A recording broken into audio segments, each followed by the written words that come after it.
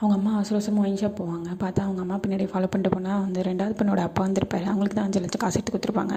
அந்த காசை வந்துட்டு அவங்க அம்மா தான் இந்த இதுக்காக கேட்டாங்கன்னு நினச்சிப்பாங்க. ஆனால் அவங்க அம்மா கேட்டிருக்க மாட்டாங்க. அந்த ஆள் ஓடி போயிடுவான். இவன் எங்கள் சொந்த அர்த்தமே வேணாம், காசு பறித்து ஏமாறதுக்காக தான் வந்திருப்பான். ரொம்ப ஒரு மாதிரி ஃபெல்ட்டாக அவங்க வீட்டுக்கு போனால் அந்த ஆள் குப்தா தூக்கத்தில் நெஞ்சிச்சிருவார். அவனை அடித்து போட்டு கீழே படுத்துக்க வச்சுருவாங்க ஹீரோயின். அதுக்கப்புறம் பார்த்தா அவங்க வீட்டுக்காரன் வந்து எங்கே போயிட்டு வந்தேன், யார் கூட போயிட்டு வந்தேன் அப்படி இப்படின்னு கேட்கவும், இல்லை என்னால் இந்த ரிலேஷன்ஷிப்பில் இருக்க முடியாது, செருப்பால் அடிச்சு அவனையும் துரத்திடுவாங்க.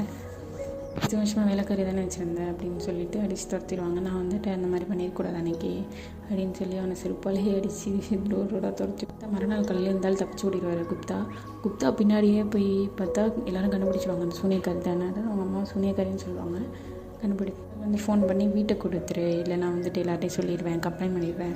அவங்க ஆரம்பத்துலேயே இவங்களாம் சின்ன வயசில் இருக்கும்போதே அவங்க அம்மா வீட்டுக்கு கொடுக்க சொல்லி மாட்டுவாங்க. நான் அவங்க கொடுக்க மாட்டேன்னு சொல்லி அங்கேயே நிற்பாங்க. இதுக்காக ஒரு ஐடியா பண்ணி மசாஜ் பண்ணுற மாதிரி வர சொல்லி அவங்க வீட்டில் இருக்கவங்களையும் வர சொல்லி போட்டு கொடுத்துருவாங்க. நெட்டில் விட்டுருவோம் அப்படின்னு சொல்லிட்டு. அவங்களும் எதுவும் சொல்ல மாட்டாங்க, கம்ப்ளைண்ட் கொடுக்க முடியாது அவரும். கடைசியில் அந்த 3 பொண்ணுங்களோட லைஃபோட முடியுது இந்த படம். ஒரு நல்ல ஃபீல் குட் மூவி.